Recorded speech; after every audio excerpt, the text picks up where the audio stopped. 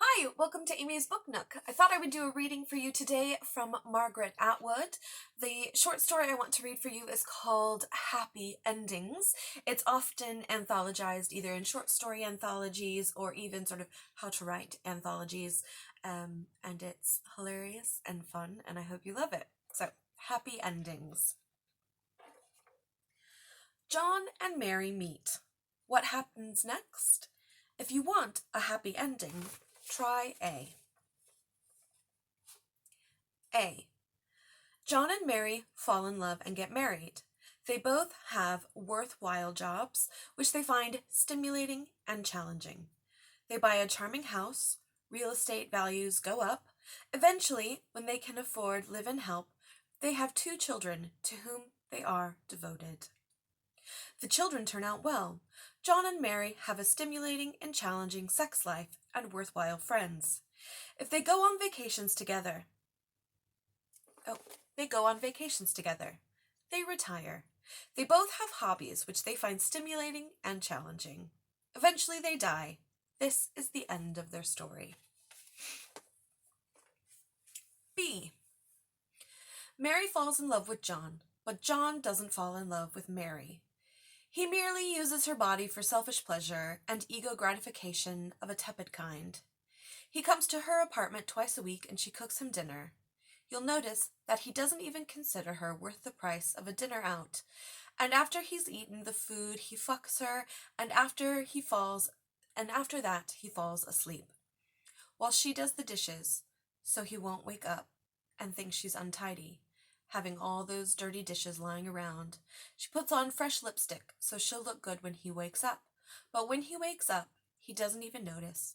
He puts on his socks and his shorts and his pants and his shirt and his tie and his shoes, the reverse order from the one in which he took them off.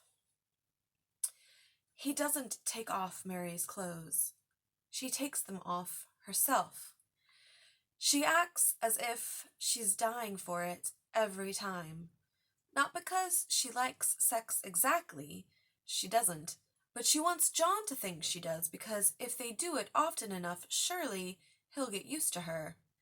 He'll come to depend on her, and they will get married. But John goes out the door with hardly so much as a good night, and 3 days later he turns up at 6 o'clock, and they do the whole thing over again. Mary gets run down. Crying is bad for your face, everyone knows that, so does Mary, but she can't stop. People at work notice. Her friends tell her John's a rat, a pig, a dog, he isn't good enough for her, but she can't believe it. Inside John, she thinks, is another John, who is much nicer. This other John will emerge like a butterfly from a cocoon, a jack from a box, a pit from a prune, if the first John is only squeezed enough. One evening John complains about the food. He has never complained about the food before. Mary is hurt. Her friends tell her they've seen him in a restaurant with another woman whose name is Madge. It's not even Madge that finally gets to Mary, it's the restaurant. John has never taken Mary to a restaurant. Mary collects all the sleeping pills and aspirins she can find and takes them, and half a bottle of sherry. You can see what kind of woman she is by the fact that it's not even whiskey. She leaves a note for John. She hopes he'll discover her and get her to the hospital in time and repent, and then they can get married. But this fails to happen and she dies. John marries Madge, and everything continues as in A. C. John, who is an older man, falls in love with Mary, and Mary, who's only 22, feels sorry for him because he's worried about his hair falling out. She sleeps with him even though she's not in love with him. She met him at work.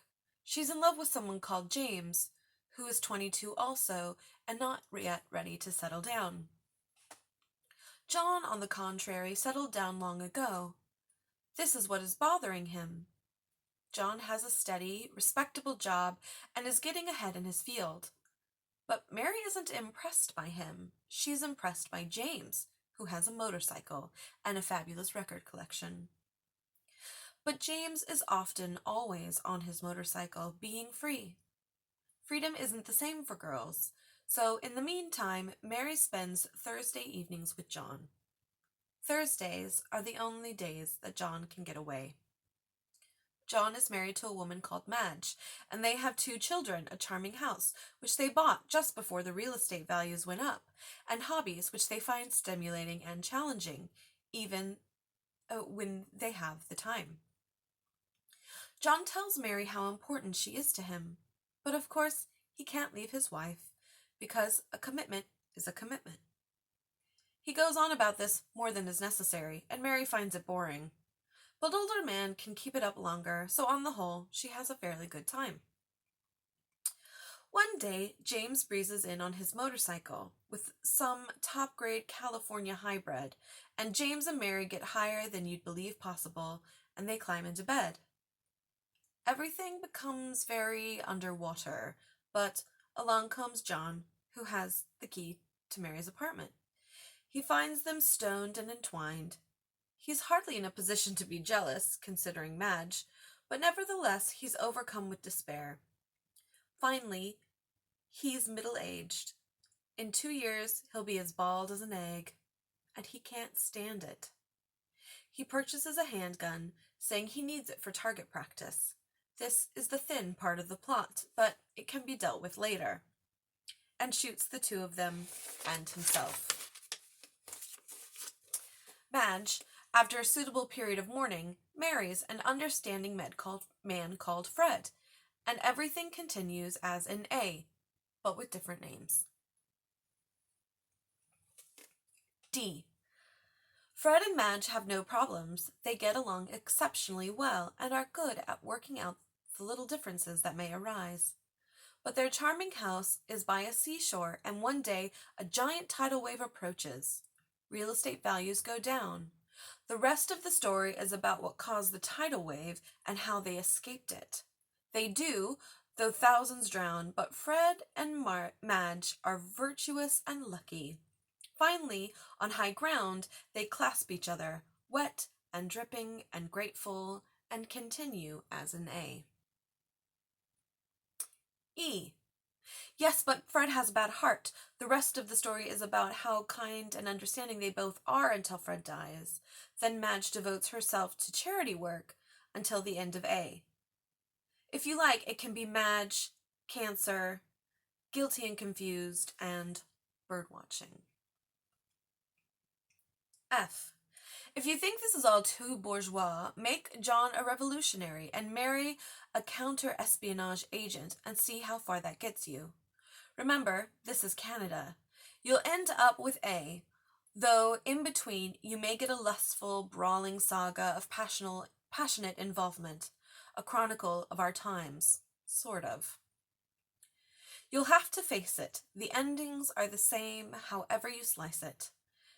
Don't be deluded by any other endings. They're all fake. Either deliberately fake with malicious intent to deceive, or just motivated by excessive optimism, if not by downright sentimentality. The only authentic ending is the one provided here. John and Mary die. John and Mary die. John and Mary die. So much for endings. Beginnings are always more fun. True connoisseurs, however, are known to favor the stretch between, since it's the hardest to do anything with. That's about all that can be said for plots, which, anyway, are just one thing after another. A what and a what and a what. Now try how and why. And that is happy endings. I hope you enjoy. Click the next video and I'll see you again. Thanks.